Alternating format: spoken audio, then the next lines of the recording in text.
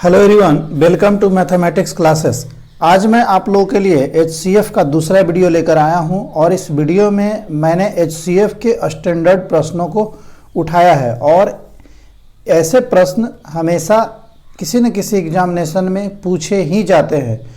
तो मैं आशा करता हूं आप इस वीडियो को अच्छी तरह देखेंगे और अपने कॉपी पे इसे लिख कर बार बार बनाने का प्रयास करेंगे। तो चलिए वीडियो को शुरुआत करते हैं। 3 बर्तन में से क्रमशः 54, 63 और 72 लीटर तेल निकालना हो तो बड़े से बड़े माप क्या होगा जिससे यह कार्य शीघ्र से शीघ्र हो सके। कहा जा रहा है कि 3 बर्तन हैं, उसमें 54 लीटर, 63 लीटर और 72 लीटर तेल है। तो कहा जा रहा है कि बड़े से बड़े माप वह कौन सा होगा जिसके द्वारा यदि इसमें से हम तेल निकालें तो आसानी से निकाल लें और यह माप कॉमन होगा।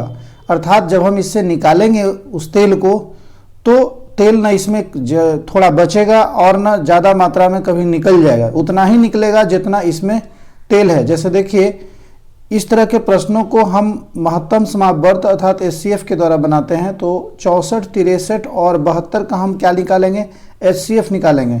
तो मैंने बताया था भाग विधि से 64 को 63 इस तरह से करके निकालते हैं, और नहीं तो यदि आप मल्टीपल यानी गुणनखंड विधि से यदि आप निकालना चाहते हैं तो 54 का गुणनखंड लिखेंगे और 63 का गुणनखंड लिखेंगे। उसके बाद जो कॉमन होगा उसे हम महत्तम निकाल सकते हैं। तो मैं 54 से 63 को भाग देता हूं भाग विधि से। एक बार में लगेगा 54, 9 4 13 खत्म हो गया, यहाँ आएगा 54, फिर आएगा 9 6 54। देखिए, तो इसका महत्तम आ गया 9।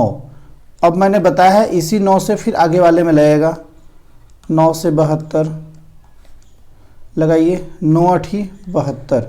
तो कहा जा सकता है कि इसका HCF कितना होगा? 9 होगा। तो यह डब्बा जो होगा, यह जो बड़ा से बड़ा माप होगा, यह 9 लीटर का होगा। कितने का होगा? 9 लीटर इसका उत्तर होगा। अब ध्यान दें, इसको मैं बताता हूँ। 9 लीटर का जो डब्बा होगा, यदि आप 54 लीटर तेल वाले में से निकालना शुरू करेंगे तो कितनी बार निकालेंगे? 9 6 54, 6 बार निकालेंगे। फिर उसी तरह से इसमें 9 से 63, फिर इसमें 9 8 72, मतलब 8 बार निकालेंगे। तो 6 7 8 इस तरह से निकालेंगे। ऐसा नहीं होगा कि 1 लीटर इसमें बचा रह जाएगा। पूरी तरह से इस डब्बे के द्वारा आप नाप कर निकाल सकते हैं। यही ये प्रश्न पूछ रहा था कि उस बड़े से बड़े माप क्या होगा उस डब्बे का जिसके द्वारा तेल जो है शीघ्र से शीघ्र निकाला जा सके और ज़्यादा समय ना लगे। तो उस डब्बे का माप होगा 9 लीटर। अगले प्रश्न की ओर बढ़ते हैं। 15/27, 5/3, 25/18 का HCF क्या होगा? तो HCF के लिए मैंने बताया है कि भिन्न के ऊपर जो दिखा हुआ अंश उसका हम HCF निकालते हैं। तो 15, 5 और 25 का HCF जब निकालेंगे तो इसका HCF यानी महत्तम समापवर्त 5 होगा, क्योंकि सभी में 5 कॉमन है। और जब हम 27, 3 और 18 इसका कहा जा रहा है LCM, तो LCM निकालने के लिए निकालिए। 2 से नहीं लगेगा, 3 से लगाइए। 3 9 27, 1 3 6 18, फिर 3 से 3 तिहाई 9, 3 दूना 6, तो कितना हो गया?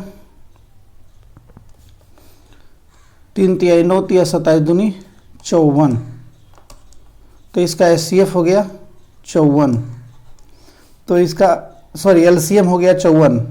3 तिया 9 तिया 27 दूना 54, ये LCM हो गया। और HCF मैंने निकाला था 5, तो हो गया 5/54 इसका उत्तर हो गया। HCF आप जानते हैं 5 को 15 से भाग देकर आप निकाल सकते हैं, नहीं तो गुणनखंड विधि से। तो 5/54 इसका उत्तर होगा। अगले प्रश्न की ओर। 3 लकड़ी के सहतीर क्रमशः 36 मीटर, 42 मीटर और 48 मीटर लंबे हैं। इन्हें बराबर लंबाई के छोटे छोटे गुटकों में बांटना है। प्रत्येक गुटके की अधिकतम लंबाई क्या है? गुटके की लंबाई पूछा जा रहा है। तो इसे निकालने के लिए फिर वही जो मैंने पहले बताया था, कहा जा रहा है हर एक सहतीर की लंबाई दे दिया। एक ऐसा गुटका का माप अधिकतम बताना है जो हर एक गुटके को यदि हम काट के उस माप का निकालते हैं तो ज़्यादा या कम कभी नहीं निकलेगा। जैसे देखिए, 36, 42 और 48 का हम क्या निकालेंगे? HCF निकालेंगे। तो 36 और 42 का पहले HCF निकाल लेते हैं। एक बार में लगेगा 36, 6 6 12 गया, फिर यहाँ आएगा 36, फिर 6 6 36, तो इसका एचसीएफ कितना हो गया, 6 हो गया। अब 6 से आगे लगाएंगे, 6 से एक बच गया, 48 को लगाएंगे तो 6 8 48। तो कह सकते हैं इसका एचसीएफ कितना हुआ, इसका एचसीएफ 6 हो गया। दोनों में 6 कॉमन है। तो प्रत्येक गुटके की अधिकतम लंबाई कितनी होगी, 6 मीटर होगी, 6 मीटर। और इस 6 मीटर के द्वारा आसानी से हर एक गुटके से निकाला जा सकता है, और कोई भी गुटका ज़्यादा छोटा न बड़ा होगा। जैसे 6 से निकालेंगे 6 6 36 होगा, 6 गुटका आएगा, फिर 6 से 42 को, 6 से फिर 48 को, इस तरह से। तो इसका उत्तर होगा 6 मीटर। अगले प्रश्न की ओर बढ़ते हैं। दो संख्याएं 2:3 के अनुपात में है तथा उसका एचसीएफ 12 है, तो संख्याएं क्या है। देखिए इस तरह के प्रश्न को बनाने के लिए जो अनुपात लिखा है उसको लिखेंगे यहाँ पे 2 और यहाँ 3। ये कहा जा रहा है कि 2 ठो संख्या है, संख्या नहीं दिया लेकिन उसका रेशियो दिया है। अगर आने वाले वीडियो में मैं रेशियो के बारे में, रेशियो अर्थात अनुपात के बारे में बताऊंगा, लेकिन फिलहाल इसे समझ लें, शॉर्टकट बताऊंगा, ज़्यादा लंबा नहीं बताऊंगा। दो संख्या 2:3 के अनुपात में है, तो मान लीजिए ये संख्या 2 हो गया, ये संख्या 3 हो गया, ये अनुपात में है, ये संख्या पूरी तरह से नहीं है। उसका एचसीएफ 12 है। एचसीएफ 12 है का मतलब अभी मैंने बताया था, एचसीएफ का फुल फॉर्म ही होता है हाईएस्ट कॉमन फैक्टर, अर्थात ये जो संख्या है उसमें से यह कॉमन है। तो क्या करेंगे, यह जो 12 है वो इसमें इंक्लूड होगा। जैसे 2 है तो 2 के साथ 12 जाएगा, और फिर यहाँ 3 है तो 3 के साथ 12 जाएगा। तो 2 दूना 12 दूना 24 और 12 तिया 36, अर्थात जो संख्याएं होगी वह होगी 24 और एक होगी 36। तो यही दो संख्याएं होंगी जिसका रेशियो 2:3 होगा और एचसीएफ 12 होगा। समझ में आ गया होगा। क्या करेंगे, 2 और 3 को लिखेंगे, 12 को दोनों से मल्टीप्लाई करेंगे, जो संख्या होगा वही अभिष्ट संख्या होगा। अगले प्रश्न की ओर बढ़ते हैं। दो संख्याओं का अनुपात 15:11 है, यदि उनका एचसीएफ 13 हो तो संख्याएं हैं। तो फिर उसी तरह से 15 और 11 वो संख्या है, इसका रेशियो दिया है, पूर्ण संख्या यह नहीं है, और इसका एचसीएफ 13 है, तो 13 इसमें से कॉमन ही होगा, तो इसलिए 15 × 13 लिखेंगे, और फिर इसे 11 × 13 लिखेंगे। तो 15 को 13 से जब गुना करेंगे तो कितना होगा, 13 × 5 = 65, बाकी 6, तो 13 और 6 = 19, 195। अब इसे करिए, इसे हो जाएगा 3 3 1 4, 3 3 1 4 और 1 143 हो जाएगा। अब पूछा जा रहा है संख्या क्या होगा, तो एक संख्या होगा 195 और एक संख्या होगा 143। एक चीज़ और आप ध्यान देंगे, दो संख्याओं का अनुपात इतना है और इसका एचसीएफ 13 है, तो संख्या पूछा जा रहा था। तो ध्यान दें, जिस अनुपात में संख्या है उसी अनुपात में इसका उत्तर भी होगा। जैसे हम 15 का कैलकुलेशन किए थे तो वो एक 195 आया था, तो 195 ही लिखा जाएगा। उसके बाद जब 11 का कैलकुलेशन किया तो 143 ही लिखा जाएगा।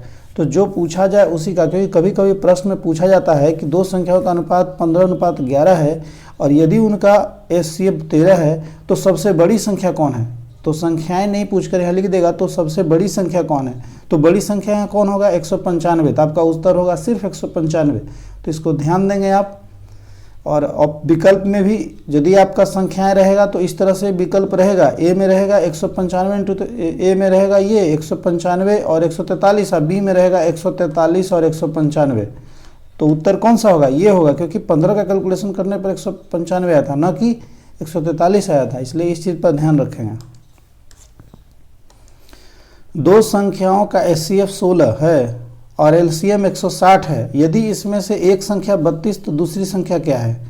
मैंने पहले बताया था कि पहली संख्या गुने दूसरी संख्या बराबर होता है एचसीएफ गुना एलसीएम, मैंने ये पहले बताया था। तो देखिए पहली संख्या दिया है, यदि इनमें से एक संख्या 32 है, दिया हुआ है पहली संख्या, ऐसे ऊपर से आप पढ़ते आ सकते हैं। दो संख्याओं का एचसीएफ 16 है, एचसीएफ दिया है 16, तो एचसीएफ के सामने 16 लिखेंगे। फिर दिया एलसीएम 160, तो एलसीएम के सामने 160 लिखेंगे, बीच में गुना है गुना देंगे, यहाँ बराबर है बराबर देंगे। और आगे देखिए, यदि इसमें से एक संख्या 42 है, एक संख्या मतलब पहली संख्या दे चुका है, तो पहली संख्या यहाँ 32 लिखेंगे, इसमें से एक संख्या 32 है तो 32, और गुना दूसरी संख्या नहीं दिया, दूसरी संख्या क्या है पूछा जा रहा है, तो दूसरी संख्या लिख कर छोड़ देंगे। मैंने बताया था कि जो संख्या पूछा जाता है उसके पास कोई अंक नहीं होता। जैसे दूसरी संख्या पूछा जा रहा है तो दूसरी संख्या बराबर होगा 16 गुना 160 और बटा क्यों होगा, क्योंकि यह गुना में है। तो मैंने यह भी बताया था कि जो गुना में रहता है वो क्या हो जाता है, भाग में आता है, तो नीचे 32 आएगा। 16 से इसे काटिए, 16 दूना 32, 2 से इसे काटिए, 2 8 16 80, अर्थात दूसरी संख्या कितना होगा, दूसरी संख्या 80 होगा, अर्थात इसका उत्तर 80 होगा। अगले प्रश्न की ओर, यदि पहली संख्या 10, दूसरी संख्या 11 और एलसीएम 110 हो तो एचसीएफ क्या होगा? तो पहली संख्या गुने दूसरी संख्या बराबर होगा एचसीएफ गुने एलसीएम। पहली संख्या हो गया 10 तो 10 लिखेंगे, दूसरी संख्या है 11 तो 11 लिखेंगे, और एलसीएम 110 तो एचसीएफ पूछा जा रहा है, एचसीएफ नहीं लिखा है तो एचसीएफ का एचसीएफ उतार देंगे, और एलसीएम 110 है तो 110 लिखेंगे। अब इसका कैलकुलेशन करें। जब इसका कैलकुलेशन करेंगे तो देखेंगे हम कि मुझे एचसीएफ चाहिए, तो मैंने बताया था कि एचसीएफ के साथ कोई अन्य अंक नहीं रहेंगे, तो क्या लिखेंगे 10 गुने 11, और यहाँ देखिए ये गुना में है तो ये क्या आ जाएगा, इधर आकर भाग में हो जाएगा 110, तो इधर सिर्फ एचसीएफ बचेगा। ठीक है, ऐसा क्यों किया मैंने? इसलिए क्योंकि एचसीएफ मुझे चाहिए, और मैंने बताया था कि एचसीएफ के साथ का जो संख्या है वो साथ में नहीं रहेगा, वो बराबर के इस तरफ आएगा, एक साइड आएगा, तो एक साइड लाने के लिए गुना है तो इस इधर आकर वो भाग में होगा। 0 से 0 खत्म हो गया, 11 से 11 चला जाएगा एक बार में, तो अर्थात एचसीएफ इसका कितना होगा? इसका एचसीएफ 1 होगा। अगले प्रश्न की ओर बढ़ते हैं। दो संख्याओं का एलसीएम 144, एचसीएफ 8 है। यदि एक संख्या 16 है तो दूसरी संख्या क्या होगा? तो एचसी पहली संख्या गुने दूसरी संख्या बराबर होगा एचसीएफ गुने एलसीएम। दो संख्याओं का एलसीएम 144 है। अच्छा, तो एलसीएम यहाँ लिखेंगे 144 और एचसीएफ लिख रहा है 8 तो 8 लिखेंगे। यदि एक संख्या 16 है, पहली संख्या दे दिया है 16, दूसरी संख्या क्या होगी? दूसरी संख्या नहीं है तो दूसरी संख्या छोड़ देंगे। अब दूसरी संख्या निकालिए, तो दूसरी संख्या बराबर होगा 8 गुने 144 बटा 16। अब इसे काटेंगे। काटने के लिए मैंने बताया छोटा से छोटा आप काट सकते हैं, अब बड़ा से बड़ा यदि पॉसिबल हो तो भी काट सकते हैं। जैसे 8 और 16 को हम 2 से काट सकते हैं, लेकिन इसके अलावा और भी चेक करेंगे किससे जल्दी कटेगा। जैसे 8 से हम डायरेक्ट 8 दूना 16 एक बार में काट सकते हैं, 2 से करेंगे तो बहुत लंबा समय लगेगा। तो 8 से डायरेक्ट काट देंगे 8 दूना 16, फिर 2 से 144 को काटेंगे। तो 2 से जब 144 काटेंगे तो 2 सत्ते 14 और 2 दूना 4 72, अर्थात दूसरी संख्या कितना होगा? दूसरी संख्या 72 होगा। अगले प्रश्न की ओर बढ़ते हैं। दो संख्याओं का एलसीएम 96 है। यदि उसका गुणनफल 1536 हो तो उनका एचसीएफ क्या होगा? देखिए फिर से वही है, दो संख्याओं का एलसीएम दिया है, गुणनफल दिया है और एचसीएफ। तो मैं जानता हूं कि पहली संख्या गुने दूसरी संख्या बराबर होता है एचसीएफ गुना एलसीएम। तो पहली संख्या यहाँ पर दिया है, नहीं दिया है, दूसरी संख्या भी नहीं दिया है, और ये दो संख्याओं का एलसीएम 96, सिर्फ एलसीएम दिया है 96, और एचसीएफ क्या होगा? एचसीएफ पूछा है तो एचसीएफ का तो एचसीएफ लिखा जाएगा गुना। लेकिन यहाँ ध्यान दें, यहाँ लिखा है यदि उनका गुणनफल 1536 हो। किन का? दो संख्याओं का। तो दो संख्या तो ये है ही ऑलरेडी, पहली संख्या गुने दूसरी संख्या का तो ये फॉर्मूला ही होता है। तो यहाँ लिख रहा है यदि उनका गुणनफल 1536 हो, मतलब ये दोनों संख्या नहीं दिया है लेकिन इसका गुणनफल का मान दे दिया है ना। दो संख्याओं का गुणनफल का मान दिया है कितना? 1536। तो यहाँ स्पष्ट लिखा जाएगा 1536, संख्या नहीं 1536। अब क्या करेंगे? मुझे एचसीएफ चाहिए तो क्या लिखेंगे? 1536 बटा 96 बराबर हो जाएगा एचसीएफ। अब इसको काटिए, छोटा से छोटा करने की कोशिश करेंगे।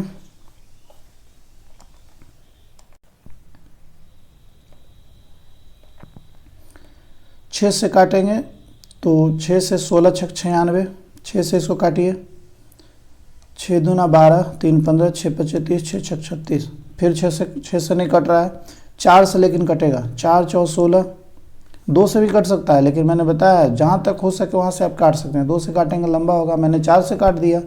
4 से काटिए, 4 4 16, इसे 4 से काटिए, 4 छक 24 1 25, 4 4 16 64 आ गया। देखिए फिर 4 से डायरेक्ट कटेगा। 4 से जब काटेंगे तो 16 4 64, अर्थात इसका एचसीएफ हो जाएगा 16। एचसीएफ बराबर हो जाएगा 16, इसका उत्तर होगा। हम चाहते तो 16 से भी डायरेक्ट काट सकते थे, तो आपके ऊपर डिपेंड है, जितना ज़्यादा हो सके उतना ज़्यादा कम समय में आप मल्टीप्लाई करके इसको निकाल सकते हैं। चलिए आगे बढ़ते हैं। 0.5 और 0.8 का HCF क्या होगा? तो 0.5 और 0.8 है, तो क्या करते हैं, पॉइंट को पहले ख़त्म करते हैं। 0.5 है तो पॉइंट उड़ाएंगे नीचे 10 होगा, और 0.8 है इसका पॉइंट उड़ाएंगे नीचे 10 होगा, तो यहाँ हो जाएगा 5/10 और यहाँ हो जाएगा 8/10। इसका HCF पूछा जा रहा है। HCF के लिए मैंने बताया था क्या करते हैं, ऊपर वाले का यानी अंश का HCF होगा, तो अंश का HCF होगा 5 और 8 में कोई कॉमन नहीं है, तो अर्थात 1 है, तो इसका HCF तो 1 होगा। और नीचे वाले का LCM निकालेंगे, 10 और 10 का LCF, तो 10 का 10 से होगा LCM। ऊपर वाले का क्या होता है, HCF होता है अंश का, और हर का क्या होता है, हर अर्थात नीचे वाला अंक, नीचे वाला संख्या का हो जाएगा LCM। यही जब LCM रहता तो उल्टा हो जाता।